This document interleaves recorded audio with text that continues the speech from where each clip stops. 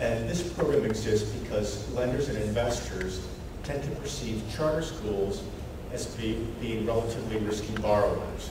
And the reason why they perceive charter schools to be this way is charter schools risk having their charter revoked at pretty much any time, but in particular at the point when they go through the charter renewal process.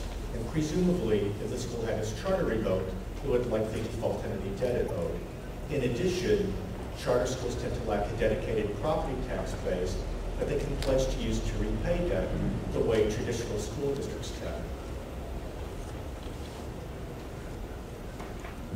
So in order to be eligible for a grant underneath the state charter school facilities and grants program, the way the law is currently written, and I'm going to get into our grant position proposal in a bit, an applicant must first of all be a state. It must have a per pupil facilities aid program in state law, and it must provide annual funding on a per pupil basis for charter school facilities.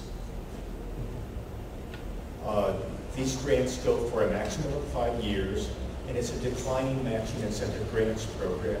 And while the statute doesn't explicitly state this, I believe the thinking behind this is that it's very expensive to pay for school facilities. And the idea is that the federal government will bear the burden of the cost early on in the program, but over time the thinking is that non-federal sources, which in all likelihood would come from the state, will take over those costs, consume those costs, and hopefully the programs will continue at the state level even after the federal assistance is withdrawn. These grant funds can be used to establish or enhance per pupil facilities aid programs at the state, and tomorrow morning I'm going to be speaking at a session that's just dedicated to this program. We're going to get into this particular aspect of the program a lot during that session tomorrow. Currently, we have 4 grantees underneath this program: the District of Columbia, Utah, Minnesota, and California. We're about to award our 5th and final year of funding for these grantees, and the funding amount for this year is just a little under $13 million.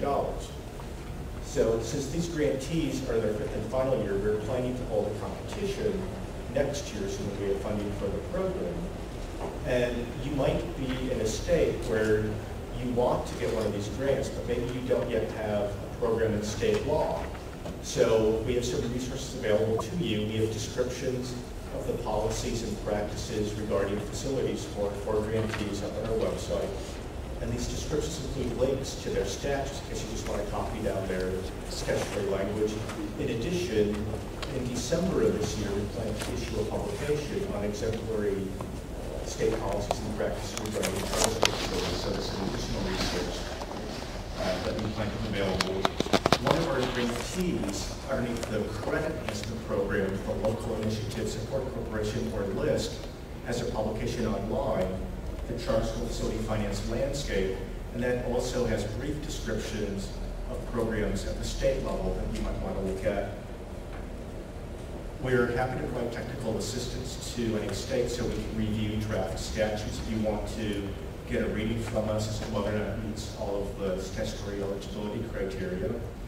And just please keep in mind, even though we don't think we'll have this competition until about this time next year, if you don't yet have a state law, now is really the time to focus on this, because it's going to take a long time to get a state law passed.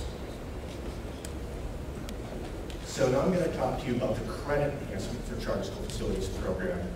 And you might think you don't know what credit enhancement is, but if you own a house, you might actually be participating in credit enhancement. So oftentimes when someone buys a house, they can't come up with a 20% down payment that lenders oftentimes like to see before they agree to award a home loan. And so the home buyer might purchase something called primary mortgage insurance, or PMI. And this is something that provides insurance to the lender in the event of a default. It helps cover the lender in the event that the default occurs. So in this example, primary mortgage insurance, or PMI, is a form of credit enhancement. Underneath the credit enhancement program, there are 3 different types of eligible applicants. There are public entities, nonprofit entities, and consortia. And this is primarily a financial program. So most of the public entities are state and local bonding agencies, And if you are with the charter school, you're looking for financing, I have a list of our grantees with contact information up here that I'd be happy to give you. And most of the nonprofit grantees are community development financial institutions, which are community development lenders that are recognized by the U.S. Department of Treasury.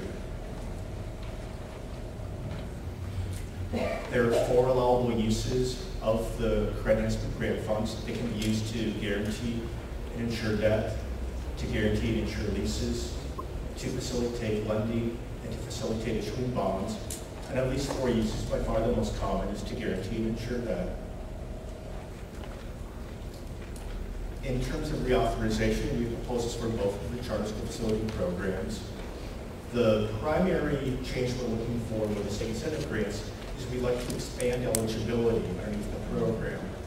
The way the statute is currently set up is a state would have to adopt a categorical program for charter school facilities in order to qualify. And this could be helpful to charter schools because it could give them more money.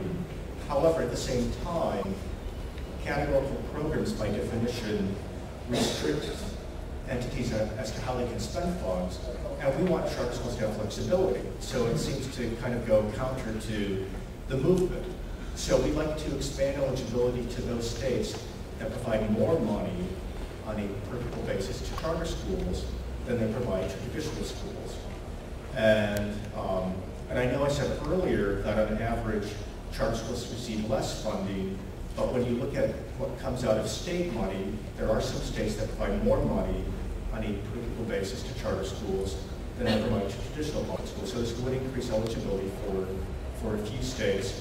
And typically, the funding problems that they experience tend to be more at the local level. With the credit enhancement program, we want to expand the eligible uses of the grant funds. So we'd like to allow the grantees to make some direct loans with their grant funds, because sometimes it's just more efficient to make the loan directly as opposed to set up a credit enhancement of a loan. And so we think we can bring down interest rates some for charter schools by enacting this change. In addition, underneath the current statute, there has to be a facility tie-in before we can, before a grantee can make or credit enhance a financing for charter schools. And the one thing that this perhaps accidentally excludes is loans for pre-development costs. Pre-development would involve things like planning for facilities or testing the soil on a site to determine if it's contaminated or not, which could affect whether or not someone wants to buy that property. And we want charter schools to conduct those activities and to be able to finance those activities more easily. So we'd like to expand the use of funds to cover credit enhancing those types of loans. And then we also want to provide some more flexibility in terms of administrative funding. Currently, these grantees are restricted to spending no more than 0.25% of their grant funds on administration. And these grants are going to go on for 20 or 30 years, and we know that their administrative costs exceed that, so we want to be able to attract grantees that can fully cover their administrative costs. In addition, we would like to change the application requirements to put more emphasis on providing better rates and terms on financing for charter schools, and this would include those instances where grantees provide access to financing to charter schools that otherwise would not have it absent the credit enhancement. And I think we're going to do questions at the end.